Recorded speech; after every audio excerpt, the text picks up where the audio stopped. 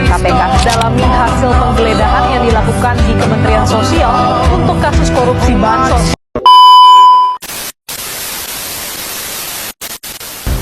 Apakah kalian yakin bahwa dana organisasi mahasiswa selalu dikelola dengan jujur dan transparan?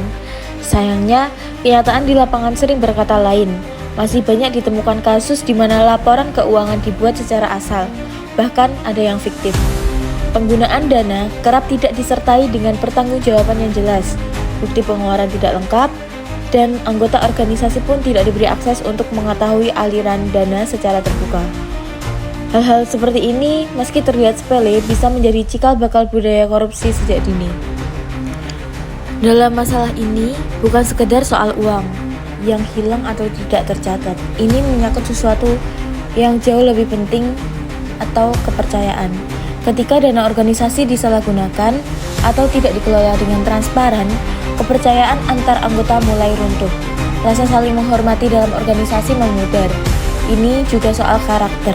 Ketika mahasiswa terbiasa memanipulasi data, menyembunyikan laporan, atau membiarkan penyimpangan tanpa dikritisi, itu bukan hanya mencoreng nama organisasi, tapi juga membentuk pola pikir dan sikap yang salah.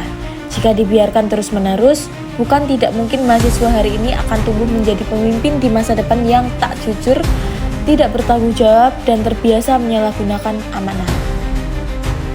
Sudah saatnya kita membangun budaya organisasi yang jujur, terbuka, dan bertanggung jawab. Mulailah dari hal sederhana seperti buat laporan keuangan dengan jelas, umumkan anggaran kepada seluruh anggota, dan pastikan setiap rupiah bisa dipertanggungjawabkan.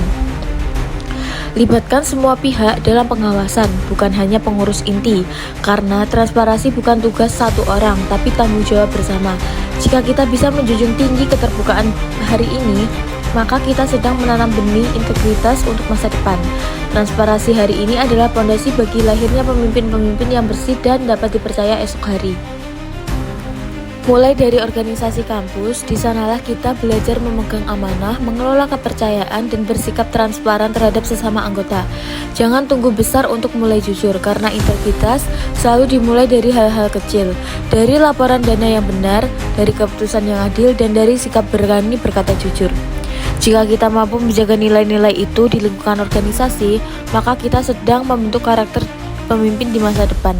Stop korupsi sekarang, sekecil apapun itu bentuknya, karena membiarkan yang kecil bisa menumbuhkan yang besar.